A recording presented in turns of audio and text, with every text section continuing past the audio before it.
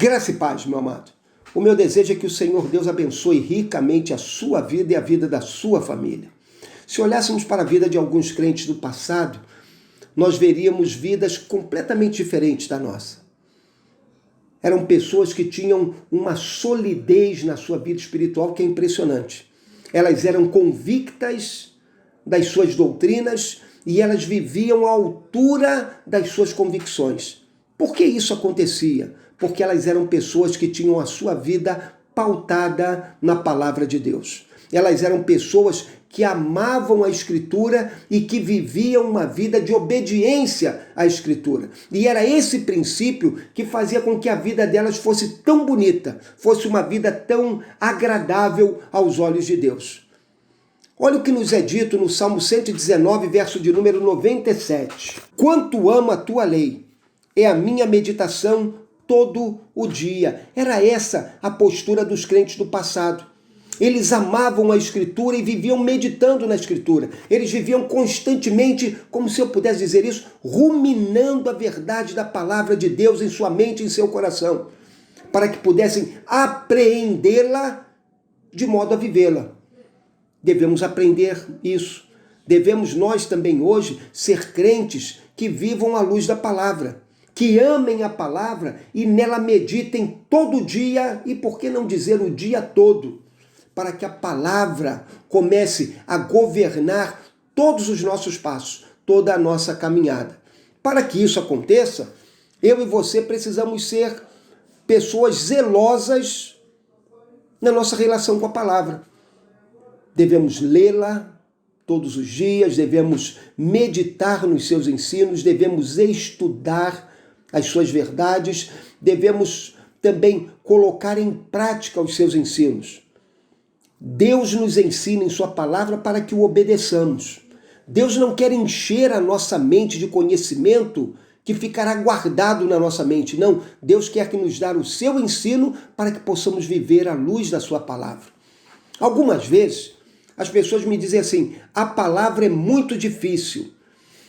Realmente, a palavra não é, digamos assim, o livro mais fácil que existe para a nossa compreensão. Mas ela também não tem dificuldades insuperáveis. Não. Ela tem pontos difíceis? Sim. Observe, por exemplo, o que Pedro nos fala na sua segunda carta, no capítulo 3.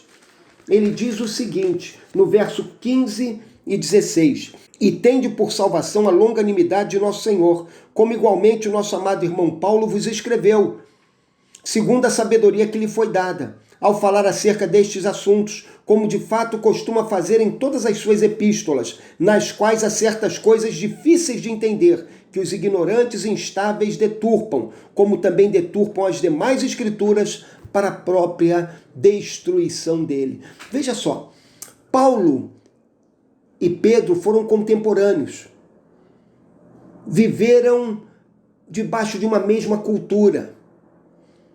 E ainda assim, Pedro vai dizer que nas cartas de Paulo, nos escritos dele, existem pontos que são difíceis de entender. Se Pedro e os crentes dos seus dias encontraram nas cartas de Paulo coisas difíceis de entender, imagine nós hoje, pois a Escritura foi escrita para um povo que viveu há 2000 anos atrás. A Escritura foi escrita em idiomas que nós não conhecemos, o hebraico, o aramaico e o grego. A Escritura foi escrita para um povo que vivia debaixo de uma outra cultura e que tinha uma outra percepção do mundo. Realmente, esses pontos são pontos de dificuldade. E realmente, se nós considerarmos essas questões, nós podemos sentir-nos até mesmo desanimados.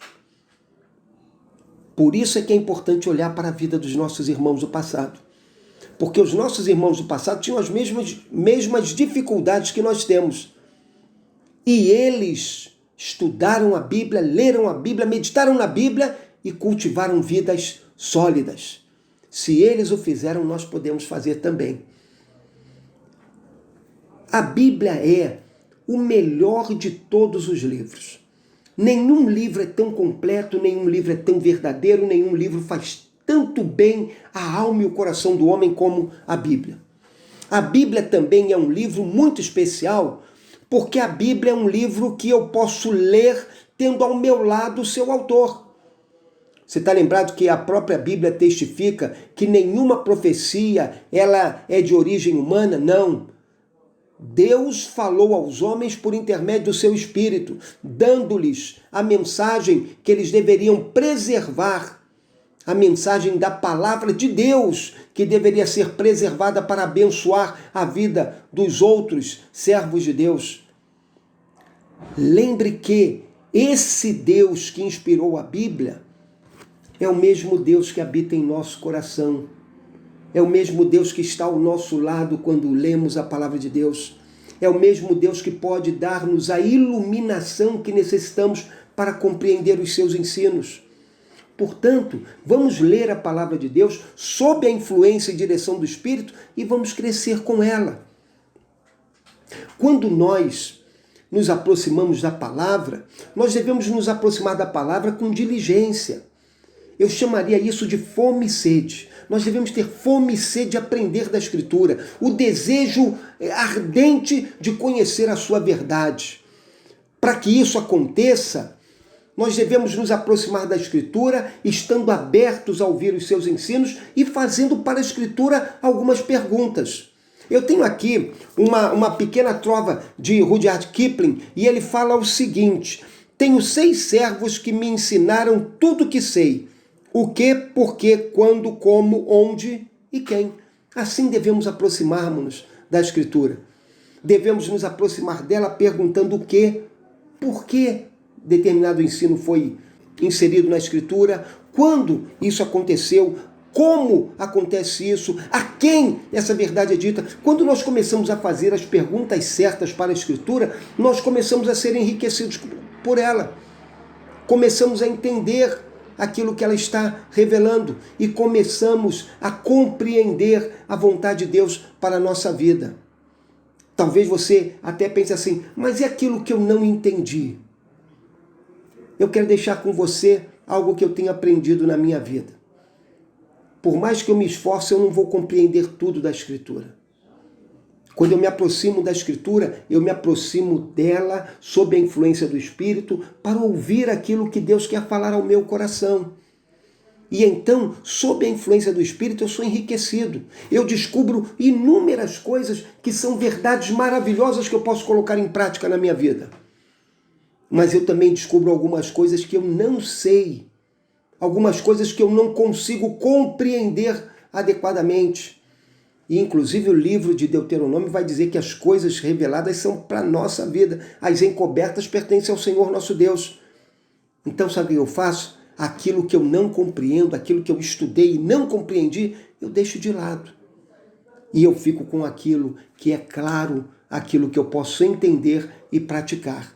Além disso, sabe o que eu faço? Ao terminar o meu estudo, eu procuro ler alguma coisa sobre aquilo, de outras pessoas mais maduras, de outras pessoas que já se debruçaram sobre aquele ensino. Muitas vezes é de grande valia quando nós tomamos as nossas revistas da EBD e podemos ler o nosso texto bíblico e então ler aquilo que o autor da revista da EBD fala, e aquele comentário vai nos ajudar a entender melhor a verdade de Deus, a palavra de Deus para o nosso coração. O que é importante, meu amigo, meu irmão, é que você cultive uma relação sólida com a Escritura, que você ame a Escritura, que você aprenda da Escritura, que você apreenda a verdade da Escritura e que a sua vida seja moldada pela Escritura. Assim, a sua vida será uma bênção e você será continuamente abençoado. Deus te abençoe.